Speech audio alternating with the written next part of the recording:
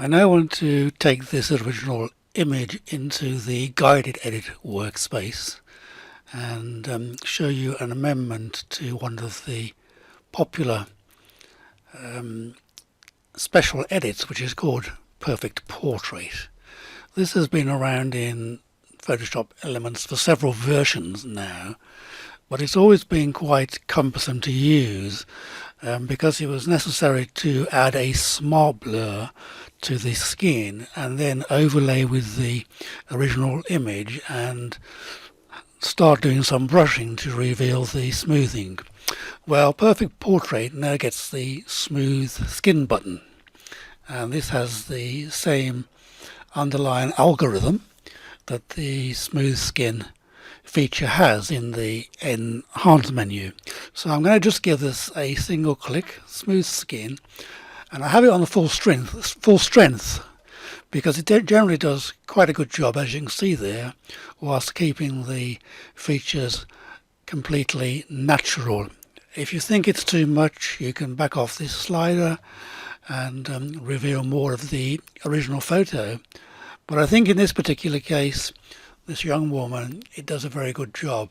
And if we switch to the before and after view, we can compare the two, and you can see what's been done with the new smooth skin button.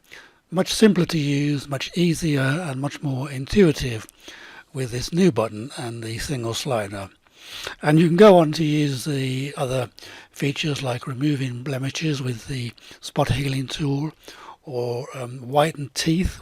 So with the cursor, I'm just going to click on the white teeth and this will select them. So just clicking along the teeth, I may need to just increase the cursor size slightly to get them all, and dragging along,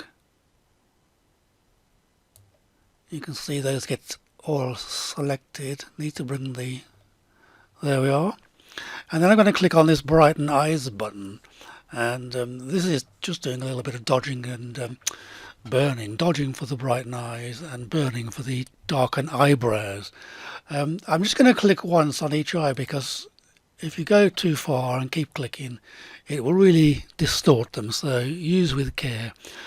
Darken eyebrows, I say just one stroke is normally sufficient across the eyebrows, each one, just to add a little bit of burning to darken them. And then this one here your friends will love. If you made them look slimmer, you can click the button. In fact, you can keep clicking repeatedly and it will really slim down your subject. But again, don't go too far because you're really just squeezing the canvas in and resizing the photo, and you'll make all the objects in the image thinner and tighter. So I would say use with care.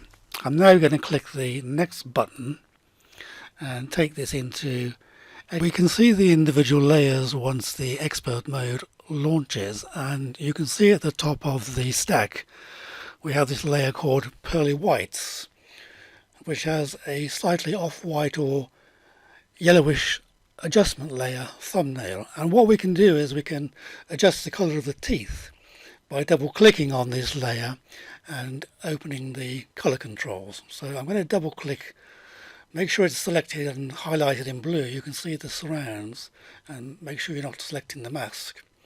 Double clicking on this will open up the color picker dialog.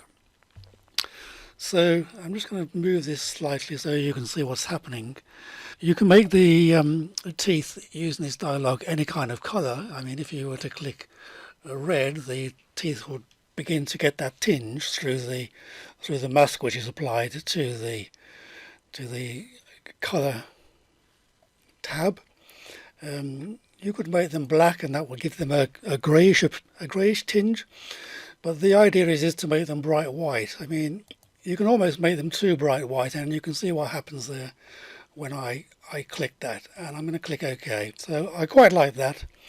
But what you can do is you can change the opacity of this layer, which is a soft light layer, and if I increase the opacity, you can see it makes it even brighter.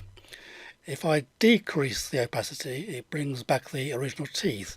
So somewhere in between, you should be able to adjust to get just the right look that you want. And I think 75% is good for this particular model, so we'll leave it at that.